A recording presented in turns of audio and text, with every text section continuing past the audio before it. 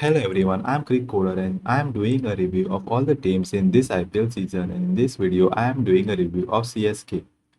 So CSK finished at the 8th position in the table, and you can see they were the last position after losing their first 3 matches, and then they slowly climbed up to the 5th position. But after losing the last 3 matches, they ended up at the 8th position. They had a chance to qualify for the playoffs. As you can see, they were on 12 points with 3 matches to go and could have gone to 18 points after winning those matches, but they were not able to win them. They started from the last position in the first 3 matches and then slowly climbed up the table but never entered the top 4.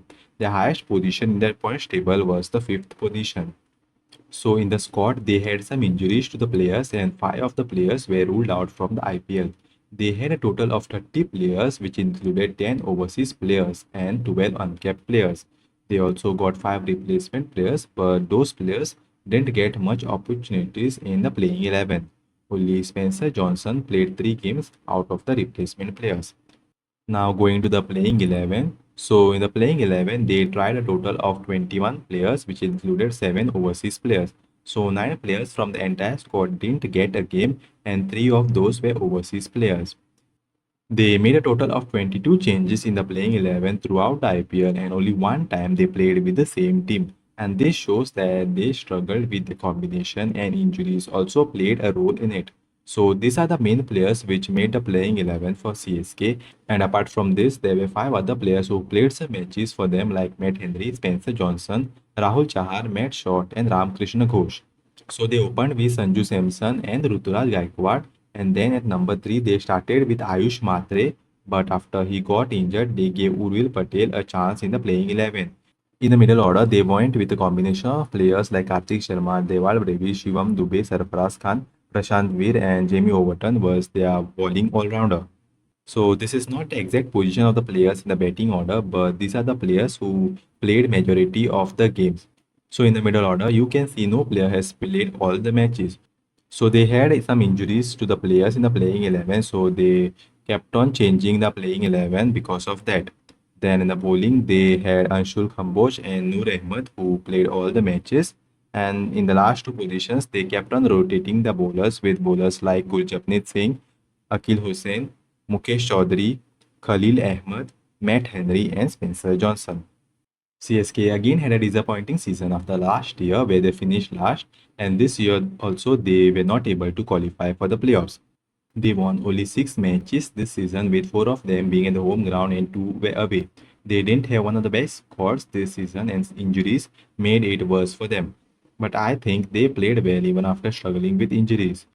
They didn't have a first choice 11 to start the season as some of the players were not available, and also they had brought in some new players and had to fill some roles in their playing 11. So in the start, they were trying to get the best combination and identify the players who could fill in the required roles. Once they got close to finalizing the combination, they started winning games, but again injuries forced them to change the 11. But overall, I think they had a decent season considering the injuries and the availability issues that they had faced. They also gave some opportunities to some of the younger and newer players who were trying to fill in the roles in the team. Also, everyone was waiting to see MS Dhoni play, but he was injured and he didn't play a single match this season. So, before every match, there used to be some discussion around whether Dhoni will play or not, as he used to practice, but he never traveled to the ground on game day. He only went to the ground in the last home fixture at Chepauk. So the player that impressed me the most from CSK was Jamie Overton, as he had a good impact on the CSK bowling lineup. He would come in the middle overs and pick up some crucial wickets. He was bowling with speeds touching 150 kilometers per hour mark. He also played some handy knocks with the bat, giving CSK a good lower order batting option in the playing 11. The player that disappointed me the most was Deval Brevis. He had the third lowest strike rate for CSK among batters after Matt Short and Ruturaj Gaikwad of just 127. Short played just 3 matches, and Gaikwad also had a disappointing season, but Brevis disappointed me more than Ruturaj Gaikwad. So Gaikwad is not your high strike rate player. He is someone who will find gaps in the power play and rotate the strike and play the normal cricketing shots. He has the big shots, but more often he starts slowly and plays the big shots mostly after he is settled in the middle. But Previs is someone who is known for hitting those big shots and scoring at a good strike rate. But in this season, he didn't look in form and looked out of touch. The disappointing part was that he got out at crucial times, which didn't help the CSK batting lineup.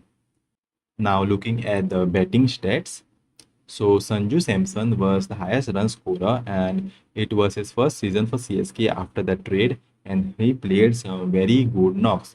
He hit 200s and helped CSK win a couple of matches. Rutraj Gaikwad was not at his best in this season, and he struggled with the bat, and you can see his strike rate was just around 123. Then they had Karthik Sharma and Shivam Dubey and Ayush Matre in the top scorers list. The highest individual score was of Sanju Samson of 115 not out. And then in the strike rate, Urvil Patel topped the list with a strike rate of 201.56. He played an excellent knock against LSG where he smashed the joint fastest 50 in the IPL in just 13 balls. At one point, he had a chance to break the record, but then he equaled the record. Then next on the list is Ayush Matre with a strike rate of 177.88. He also played some very good knocks before getting injured in the SRH match. Sarfaraz Khan also had played some high impact knocks in this season. Then in the most centuries list, Sanju Samson topped the list with 2 centuries. Then in the most 50s list, Ruturaj Gaikwad, Karthik Sharma and Ayush Matre topped the list with 250s each, followed by Sanju Samson, Sarfaraz Khan and Urvil Patel with 150 each.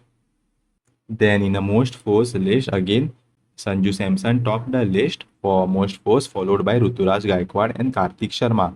Then in the most sixes list, again Sanju Samson topped this list with 24 sixes, followed by Karthik Sharma and Shivam Dubey. So clearly, Sanju Samson was the top performer with the bat.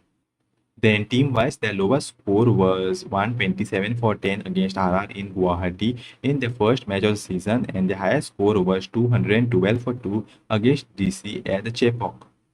Now looking at the bowling stats, so Anshul Kamboj was the highest wicket taker for them with 21 wickets, followed by Jamie Overton with 14 and Noor Ahmed with 13 wickets. Then Akil Hossain had the best bowling figures of 4 for 17, followed by Jamie Overton with figures of 4 for 18. Then in economy, the lowest economy was of Akil Hossain of 8.03, and then Noor Ahmed was the second on the list among bowlers who bowled more than 4 overs. So Ramakrishna Ghosh had economy of 8, but he bowled just 3 overs. CSK had two 4-wicket hauls, one each by Jamie Overton and Akil Hossain. Then, in the most dot balls bowled for CSK this season, Anshul Kamboj topped the list with 117 dot balls, followed by Noor Ahmed and Mukesh Chaudhary. So for CSK, Anshul Kamboj was clearly the top performer with the ball. Then their best bowling performance was of 10 for 104, which came against MI at the Wankhede. So that's it in this video, and let me know your thoughts about this video in the comments, and don't forget to like, share and subscribe.